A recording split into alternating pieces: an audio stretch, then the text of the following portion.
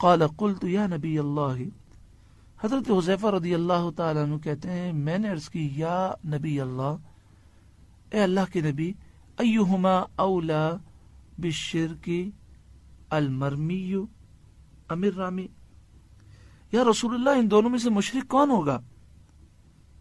یہ قرآن پڑھنے والا جو الزام لگانے والا ہے یہ مشرک ہوگا، یا جس پڑوسی پہ اس نے الزام لگایا وہ مشرک ہوگا؟ قال بل الرامی، اب صلی اللہ علیہ وسلم نے فرمایا یہ اپنے پڑوسی پر، ایک مسلمان پر شرک کا الزام لگانے کی وجہ سے یہ خود مشرک ہوگا۔ یعنی شرک کا الزام لگانا کس قدر بری چیز ہے کہ اگر قرآن کا قاری بھی ہو، قرآن کا عالم بھی ہو، قرآن کی رونق اس کے چہرے پر بھی ہو، اگر وہ کسی مسلمان پر شرک کا الزام لگائے تو ایمان اس کا برباد ہو جاتا ہے۔ اللہ رب العالمین کی بارگاہ میں دعا کریں اللہ تبارک و تعالی ہر ایک کو صحیح سمجھ عطا فرمائے۔ پھر عرض کرتا ہوں اگر آپ کے رشتہ دار میں کوئی ایسا شخص ہو جو شرک و توحید کے مفہوم کو سمجھتا نہیں ہے اور ممکن ہو تو آپ انہیں شرک کی حقیقت کیسٹ سی ڈی یا کتاب دے دیں اور حقیقت توحید سی ڈی دے دیں، پھر اللہ تعالیٰ سے دعا کریں اللہ ہدایت نصیب فرمائے۔ آگے فرمایا اہدنا الصراط المستقیم، اے اللہ ہمیں سیدھے راستے پر چلا، یعنی یہ پروردگار ہم سیدھا راستہ دیکھ تو چکے، اب استقامت کے ساتھ ہمیں اس پر چلنے کی توفیق عطا فرما۔ آگے سیدھے راستے کا تعین کر دیا گیا کیونکہ ہر کوئی یہ دعویٰ کرتا ہے کہ ہم صراط مستقیم پر ہیں، تو اب بتا دیا گیا کہ سیدھا راستہ کون سا راستہ ہے۔ یہاں پر یہ نہیں فرمایا گیا صراط القرآن والحدیث، سیدھا راستہ قرآن و حدیث کا راستہ ہے، حقیقتاً تو سیدھا راستہ قرآن و حدیث ہی کا راستہ ہے، مگر لوگ قرآن و حدیث کی غلط تشریحات کر کے گمراہ کرتے ہیں اور پھر کہتے ہیں کہ ہمارا راستہ قرآن و حدیث کا راستہ ہے۔ تو قرآن مجید فرقان حمید نے سیدھے راستے کا ایسا تعین کر دیا کہ کوئی گمراہ کرنے والا کسی کو گمراہ ہی نہیں کر سکتا۔ فرمایا صراط الذین انعمت علیہم،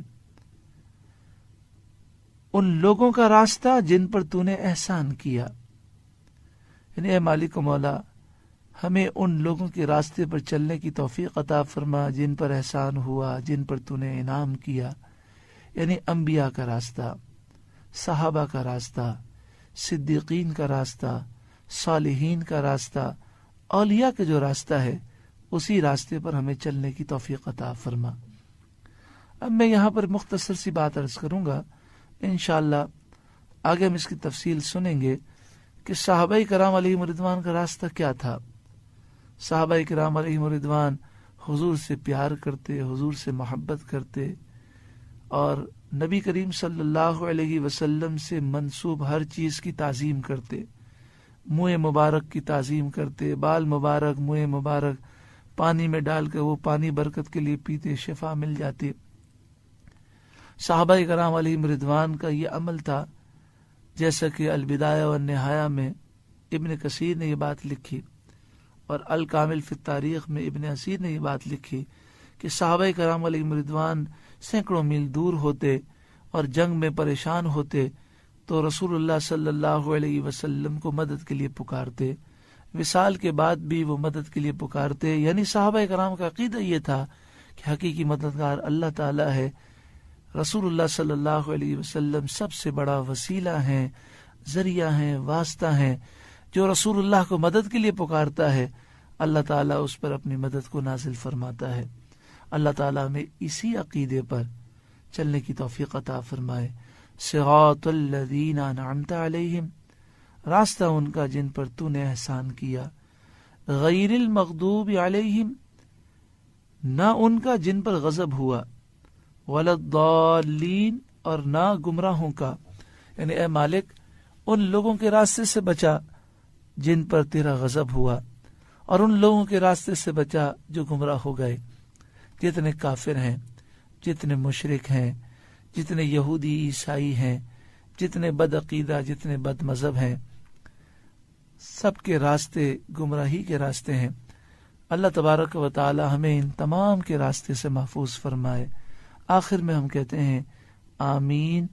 آمین کے معنی ہے الہی قبول فرما، الہی ایسا ہی فرما۔ جب دعا کے آخر میں آمین کہی جائے تو اس پر مہر لگ جاتی ہے۔ اللہ تبارک و تعالی ہم سب کو سورہ فاتحہ کی برکتوں سے مالا مال فرمائے اور اس کے نور سے منور فرمائے۔